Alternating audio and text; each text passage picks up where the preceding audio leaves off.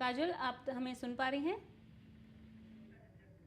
संपर्क टूट गया। बहुत देर से वेट कर रही थी। झज्जर से संयोगिता है, इन्हें सुनते हैं। नमस्कार संयोगिता जी। हाँ जी, नमस्ते मैडम। पूछिए अपना सवाल। हाँ जी, मेरे ना बाल बहुत झड़ते हैं जी। हाँ जी, मुझे थायराइड है। वैसे तो थायराइड कंट्रोल में रहता है।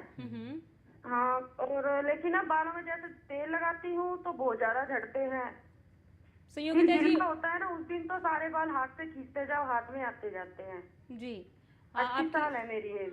आपकी जी एज मेरी 38 साल है। 38 साल इनकी उम्र कितने है। समय से बाल झड़ रहे हैं इनके?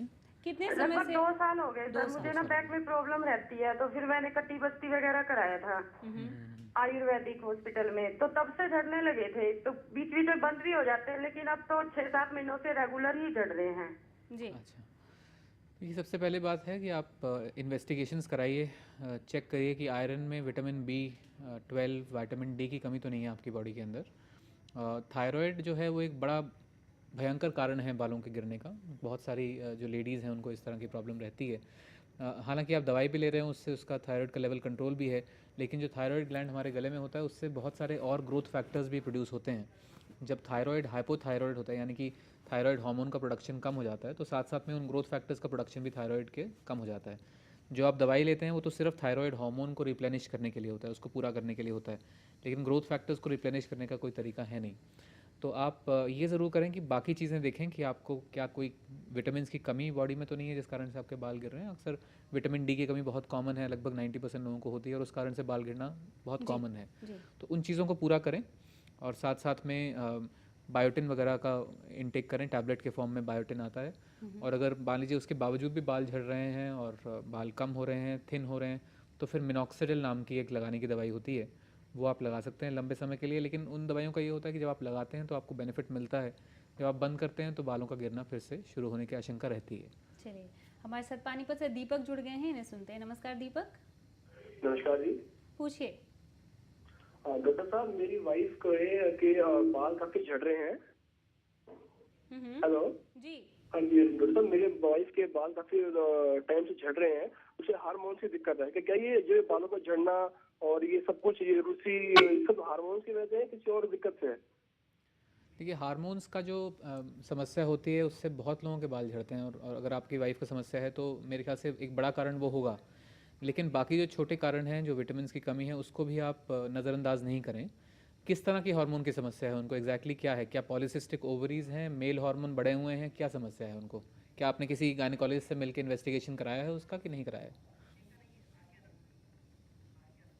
आप हमारे साथ अभी फोन पर हैं सर? नहीं, संपर्क टूट गया। तो हार्मोन्स की समस्या से, जैसे इनका सवाल था, जी, जी।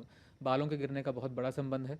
अगर हार्मोन्स की समस्या है तो गायनेकोलॉजिस्ट या एंडोक्रिनोलॉजिस्ट जो हार्मोन के स्पेशलिस्ट होते हैं, उनसे मिलके सभी हार्मोन्स का इन्वेस्टिगेशन कराएं। कई बार क्या होता है कि आदमी 2 या 3 हार्मोन्स का ही टेस्ट कराता है, थोड़े एक्सपेंसिव भी होते हैं ये टेस्ट, तो उससे कंप्लीट इन्फॉर्मेशन हमें नहीं मिल पाती है।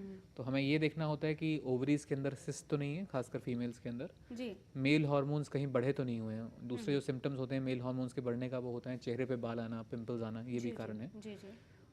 या फीमेल हार्मोन्स जो उनके हैं वो कम तो नहीं हो गए, क्योंकि फीमेल हार्मोन्स जो हैं बालों को बढ़ाते हैं, मेल हार्मोन्स जनरली बालों को कम करते हैं सिर के ऊपर से और बॉडी के ऊपर बढ़ाते हैं। तो उसको इन्वेस्टिगेट करके पता करके क्या प्रॉब्लम है, सभी इलाज, तकलीफ का इलाज को कंसल्ट करना चाहिए इनको, पॉसिबल है, ये और वो करेंगे वक्त है। जरूर। हाँ जी। चलिए, आर के आनंद गुड़गांव से हैं हमारे साथ। नमस्कार आर के जी। हाँ नमस्ते मैम। जी, पूछिए अपना सवाल। अच्छा मैम, मेरा बेटा है 18 ईयर्स ओल्ड। उसके बाल काफी झड़ रहे हैं। मैं भी, जैसे आई एम आल्सो बाल्ड। जी। कहीं ऐसा नहीं हेरिडिटी की वजह से है। डैंड्रफ काफी है उसको जी। तो उसके लिए क्या कर सकता हूँ? कुछ हेल्प मिल सकती है आपसे? बिल्कुल।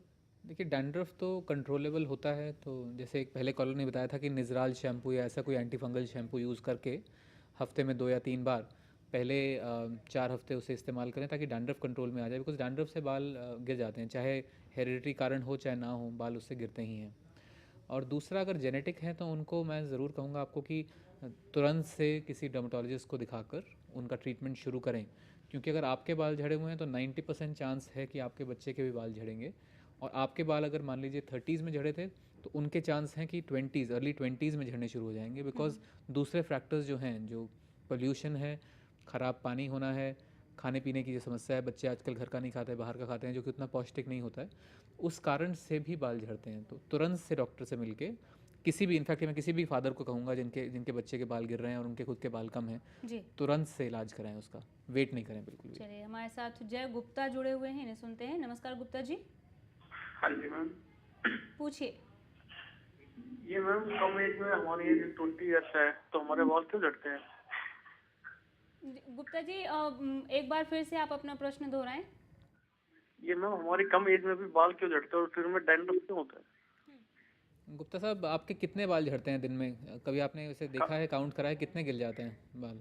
सर जैसे ही नहा करके आते हैं तो भी बाल को कंघी करते हैं तो बाल झड़ने लग जाते हैं। अप्रॉक्सीमेटली कितने होते हैं? 15-20 बाल झड़ते हैं कंघी के बाद, या हाँ जी। 50-60 झड़ते हैं? हाँ 15-20 जी, हाँ झड़ते जी। हैं। मैं आपको सजेस्ट करूंगा कि आप 3 दिन लगातार अपने बाल कंघी के बाद या दिन भर में जितने गिरते हैं उन्हें कलेक्ट करें, देखें कि कितने गिर रहे हैं, क्योंकि 100 बाल गिरना दिन में नॉर्मल माना जाता है, वो 100 बाल रिकवर हो जाते हैं। जी लेकिन अगर मान लीजिए आपके बाल 100 से ज़्यादा गिर रहे हैं तो डेफिनेटली फिर उसका ट्रीटमेंट कराना ज़रूरी है। That way, having said that, जितने हमने पहले बात करी कि अच्छा फूड हैबिट्स, बायोटिन टैबलेट्स का इंटेक, कैल्शियम पेंटोथिनेट का इंटेक, बहुत सारे अवेलेबल वाइटामिन हैं।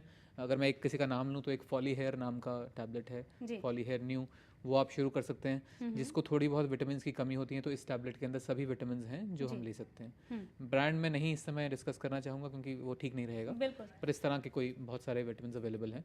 बट एक बार काउंट करें, देखें कितने बाल गिर रहे हैं। कई बार हम फालतू में ही पैनिक करते हैं। 90 से 100 बाल अगर गिर रहे हैं तो वो नॉर्मल है, Normal वहाँ पे आप ना परेशान होइए, ना स्ट्रेस लीजिए। हिसार से हरिवंश जी हमारे साथ है, इन्हें सुनते हैं। नमस्कार सर।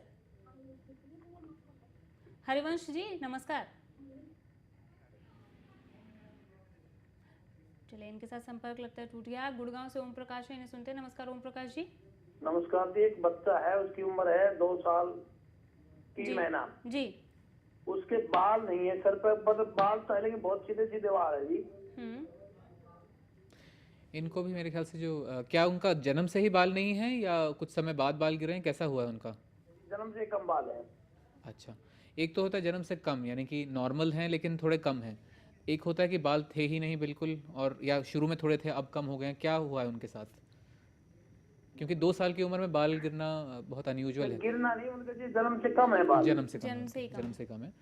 देखिए, कुछ हद तक अगर मान लीजिए आपके पेरेंट्स के बाल कम है तो बच्चे के भी कम होंगे शुरुआत से, लेकिन एक साइक्लिकल ग्रोथ होती है।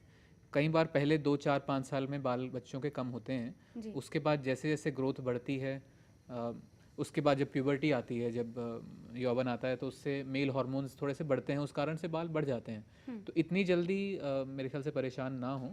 अगर उनके बाल थोड़े कम हैं तो उनको अच्छा खाना पीना देकर, थोड़ा सा ऑयल वगैरह लगाकर, पानी का ध्यान रखकर कि हार्ड वाटर ना इस्तेमाल करें, उनको एक बार वॉच करें। थोड़ा केयर कीजिए और अच्छा संतुलित आहार उन्हें दें। लेकिन 8-10 साल की उम्र के बाद भी परेशानी रहती है तो फिर उसके बाद ज़रूर उसको ट्रीट कराएं। चलिए, एक नया ट्रेंड चल पड़ा है रिबॉन्डिंग कराने का।